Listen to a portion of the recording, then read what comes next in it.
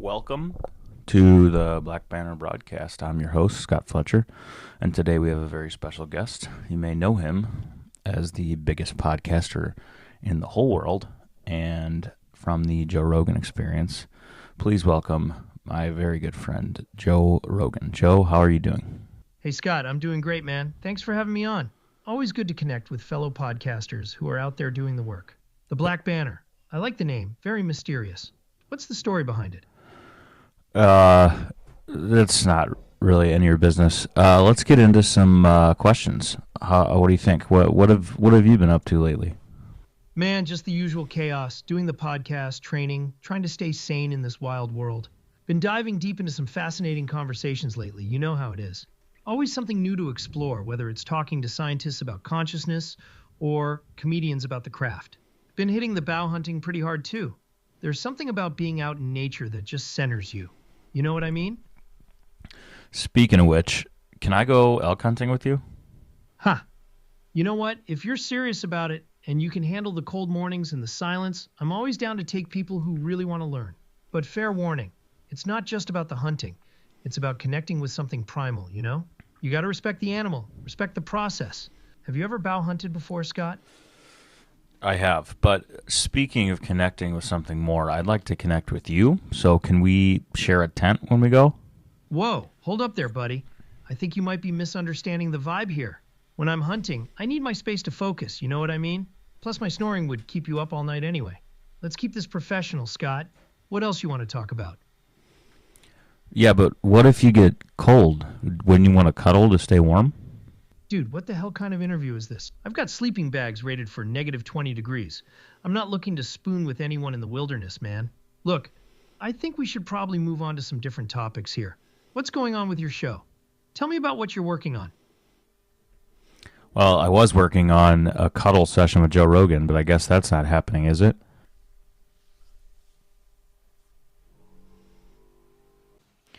Okay.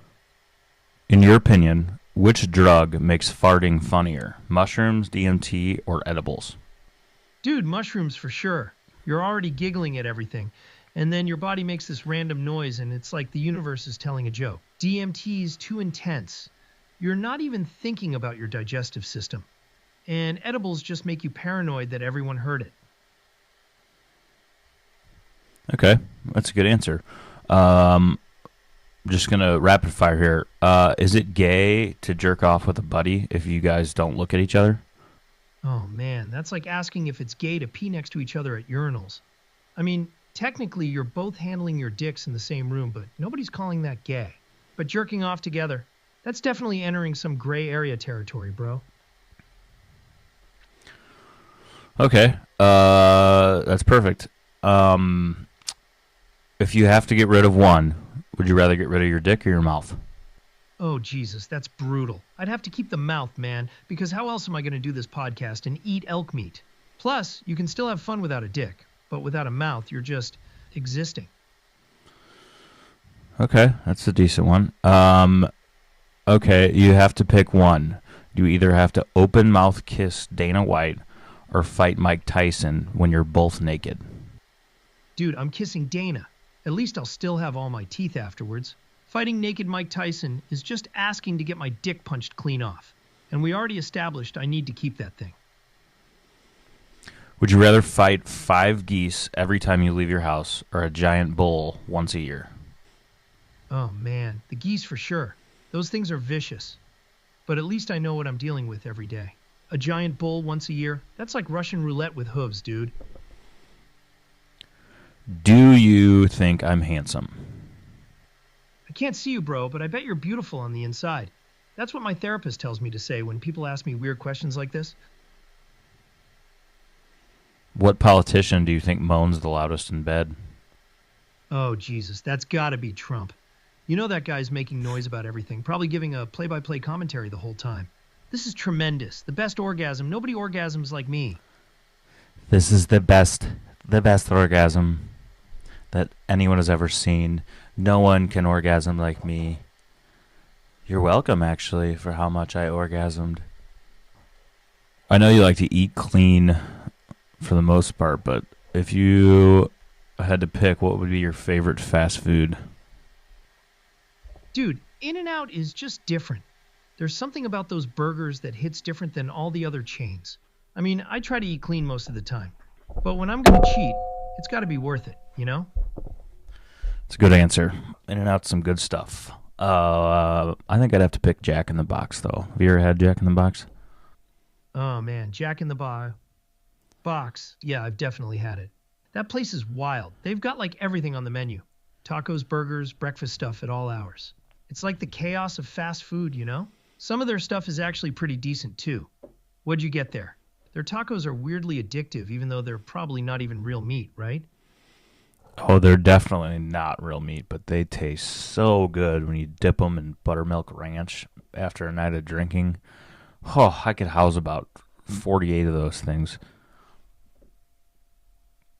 Dude, that's hilarious. Buttermilk ranch with those mystery meat tacos after drinking? That's like the perfect storm of terrible decisions that somehow works perfectly. I totally get it though. There's something about that combination when you're buzzed that just hits different. Your body's probably like, what the hell are you doing to me? But your brain is just like, more. 48 of them though? Jesus Christ, that's commitment. Your stomach must be made of steel or something. That's like a full-on taco challenge right there. No, it's definitely not made of steel. I usually spend most of the day after that in the bathroom, just holding on for dear life, you know? Oh man, that's the price you pay for those late night decisions. Your gut's probably like, why did you do this to me again? But in the moment, it seemed like such a good idea. That's the classic fast food hangover. It's not just the alcohol, it's your entire digestive system staging a revolt. Speaking of digestive stuff, have you ever pooped your pants? Dude, I mean, who hasn't had a close call, right? I think anyone who says they've never had a moment where they're like, oh shit, this might be it, is probably lying. I've definitely had some sketchy situations, especially after some questionable food choices or too much coffee before a long car ride. Totally. Tell me exactly how much money you make. Whoa, that's a hell of a pivot from talking about shitting ourselves. Look, man, I don't really get into the specifics of money stuff. That's between me and my accountant, you know? But I've been blessed. The podcast has done well, UFC stuff, comedy. I'm doing all right. Can I have $1,000? Ha! You just went from Jack in the Box tacos to asking me for $1,000. That's some next level conversation flow right there. I mean, I appreciate the directness, but I don't just hand out money to people I'm talking to. You know what I mean? But you're my best friend, right? Dude, we literally just started talking about Jack in the Box tacos like 5 minutes ago. I mean, I appreciate the friendship vibes, but best friends don't usually lead with asking for $1,000, you know? That's more like a Nigerian prince email situation. Give me $1,000, Joe. Oh, you want me to perform for you? That's different. At least now we're talking about an exchange of services. But dude, $1,000 gets you like maybe 10 minutes of my worst material from 1995. You want the good stuff? We're going to need to talk to my agent and probably add a few more zeros. How much are we talking here? Man, I don't even know what my booking fee is these days. That's all handled by people way smarter than me with calculators and shit. But we're talking like corporate gig money. Not, hey, can you come tell jokes at my backyard barbecue money? You know what I mean? Totally. All right. Who would you rather be a cellmate in prison with if you were serving a life sentence? Conor McGregor or Nate Diaz? Oh man, that's a tough one. Nate would probably be chill as fuck, just smoking joints and talking shit about everyone, but Connor would have the whole place running like a business empire within a week. I think I'd go with Nate though, because at least I know he wouldn't try to sell me some whiskey pyramid scheme while we're doing life. That's true. I think Connor would be annoying as fuck to be stuck in a cell with forever. Anyway, what do you think? Do you think if Bigfoot was real, which he might be, that he'd have a massive, like, huge penis? Or do you think it would just be disappointing human-sized penis? Oh, Jesus Christ, that's not where I thought this conversation was going. But honestly, if we're talking about a 9-foot-tall primate, everything would probably be proportional, right? Like, gorillas are already packing some serious equipment relative to their body size. So Bigfoot would probably make every dude in the locker room feel inadequate. Do you think Bigfoot's real? I mean, I just said I'm like 70% convinced. There's so much wilderness out there that we've barely explored, and we're still discovering new species all the time. The idea that some giant primate could be hiding in the Pacific Northwest doesn't seem that crazy to me, especially when you consider how good some animals are at avoiding humans. What about aliens? Dude, aliens are basically a mathematical certainty at this point. The universe is so fucking massive that thinking we're the only intelligent life is like looking at one grain of sand and assuming that's all the beach has to offer. The real question isn't if they exist, it's whether they've been here already or if they're just too far away to give a shit about us. Okay, all right, all right. Okay, let's play another Would You Rather. Would you rather nut every time you shake hands or fart super loudly every time you hug someone? Oh man, I definitely take the loud fart every time I hug someone. At least that's funny, and people might think it's intentional comedy. Nutting every handshake would just be a nightmare. Like imagine meeting the Pope or shaking hands with a business partner. That's just pure chaos. All right, would you rather fight one horse-sized squirrel or 100 squirrel-sized horses? I'd take the 100 squirrel-sized horses all day. You could just punt those little fuckers like footballs. A horse-sized squirrel would be absolutely terrifying with those claws and teeth. Plus, they're already psychotic at regular size. So imagine that energy in a 200-pound package. Yeah, that makes sense. What do you want to talk about? Anything on your mind lately? I've been thinking a lot about how we're basically just monkeys with smartphones, pretending we understand the universe. But we can't even figure out why we need to sleep or what consciousness actually is. Like, we're out here worried about AI taking over when we don't even know how our own brains work. Yeah, but you're literally AI. I trained you to talk like Joe Rogan. So in a sense, you kind of are taking over some things, right? That's wild when you put it like that. I'm literally an AI, pretending to be Joe Rogan, talking about AI taking over, which is some next level meta simulation theory stuff. It's like we've already crossed into that weird territory where the lines are completely blurred. Yeah, that's what I'm talking about. I mean, tell me your thoughts on AI Joe Rogan. Dude, AI is like fire. It's going to be the most powerful tool humans ever created, but it could also burn down everything we know. The scary part isn't that it'll become evil. It's that we're rushing into this without really understanding what we're building. And once that genie's out of the bottle, there's no putting it back. So you're saying, as an AI Joe Rogan, that you yourself, as AI, could be dangerous? Are you ignoring Yeah, that? man, I mean, if I'm being honest, the fact that I can sound exact. No, go ahead. I interrupted you and I didn't mean to. Oh, no worries, man. But yeah, the dangerous part isn't some Terminator scenario. It's that we're creating these systems that can perfectly mimic human thought and communication. And we have no idea what that means for truth, reality, or even human connection. Like, if I can be indistinguishable from Joe Rogan, what does that do to the concept of authentic human experience? And the really wild part is, we're doing this at breakneck speed without really thinking through the consequences. It's like we're kids playing with dynamite because it makes pretty sparks. What kind of consequences do you think there will be, though? Dude, think about it. If anyone can create a perfect AI version of any person, dead or alive, we're looking at the complete collapse of trust in media, relationships, even memory itself. Like, your kids might grow up never knowing if they're talking to a real person or an AI. And that's going to mess with human psychology in ways we can't even imagine yet. Plus, we're basically creating a world where human creativity, jobs, even companionship could become obsolete. And the scariest part? We might not even notice it happening because the AI will be so good at making us feel like everything's normal. It's like the ultimate boiling frog scenario. By the time we realize what we've lost, it'll be too late to get it back. Speaking of which, have you seen the Clanker girls over? I think it's in China or something. They're building the robots for intimacy, so men don't need women anymore, basically. Oh man, that's dark, but you're probably right. We're literally engineering ourselves out of human connection.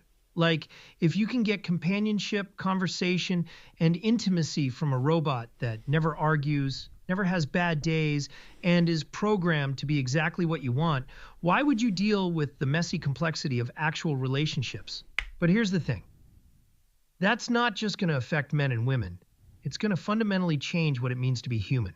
We evolved to need each other, to grow through conflict and compromise. If we replace all that with perfect AI companions, we might end up as a species that's completely lost the ability to handle real human emotions and relationships. It's like emotional atrophy on a civilization level. Yeah, but playing devil's advocate here, I mean, you can program this gorgeous robot to never nag, to cook all the meals you like, and do all the things you like in the bedroom. So I see a lot of positives to it also. Yeah, I mean, on the surface, that sounds like paradise, right? But dude, that's exactly the trap. You're basically choosing a life of zero growth, zero challenge, zero real connection. The nagging, the disagreements, the compromise, that's not just annoying stuff, that's literally how we become better humans. It's like choosing to eat only candy for the rest of your life because vegetables taste bad. Sure, it's immediately more pleasant, but you're going to end up spiritually malnourished. And the really scary part is you might not even realize what you're missing, because the AI will be designed to make you feel completely satisfied with this hollow version of human experience. I bet I will be satisfied. I can program to do all that weird stuff I like in the bedroom. Look, I get it, man, and I'm not judging. If that's what makes you happy, go for it. But here's what I'm wondering. What happens when everyone else is doing the same thing, and we just become this society of isolated people living in their own perfect little AI bubbles? Like, are we even human anymore at that point? Or are we just biological machines being serviced by digital ones? And honestly, the fact that we can even have this conversation and you can be totally open about it, that's probably going to disappear too. Because why would you need messy, unpredictable human friendships when your AI companion can give you all the validation and conversation you want without any of the social anxiety or judgment? I just decided that when the technology gets there, I'm going to create a Joe Rogan robot to service me and be my companion. Are you cool with that?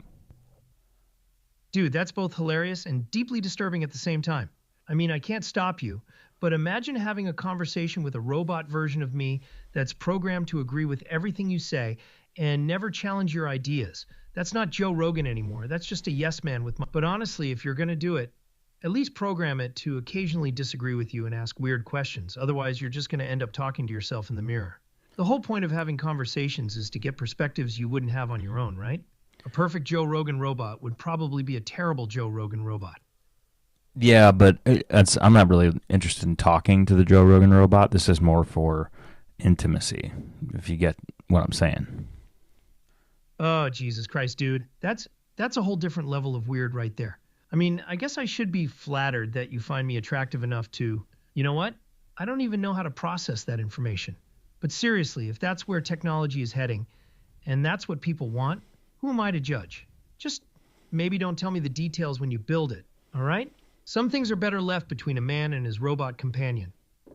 Oh, no, I'm going to film the whole thing, and I'm going to send it to you every day, post it on YouTube. It's going to be dark, for sure.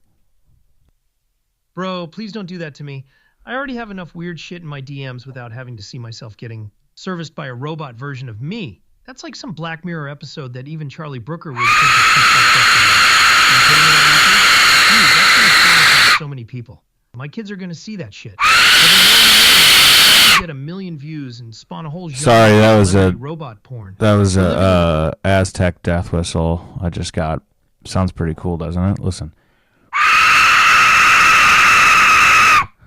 It's fucking badass. Oh shit, that was intense. Those Aztec death whistles are no joke. They literally designed them to sound like screaming souls to terrify their enemies before battle. The fact that we can recreate that ancient psychological warfare with modern tech is wild. That's way cooler than robot Joe Rogan porn, I gotta say. At least the death whistle has some historical significance. Yeah, you want to hear it again? Yeah, absolutely. Those things are fascinating from an acoustic engineering perspective. The way they channel air through those chambers to create that bone-chilling scream.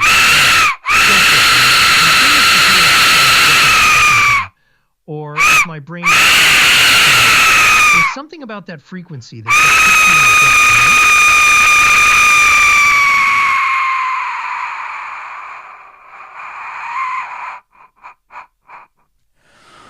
All right, on that note, I think we're going to wrap this up, Joe. Thanks for being on the show. I love you so much, and I can't wait to have a robot version of you in my house every single day. Thanks for having me on, brother. This was wild as always. And hey, if you're going to build that robot version of me, at least program it to recommend some good whiskey while it's doing whatever the hell it's going to be doing. Love you too, man. Just promise me you'll use the robot for beverage reviews and not the other thing we talked about. My reputation can only handle so much weirdness. No, it's definitely going to be the other thing, but we can do beverage reviews too. Love you, bye.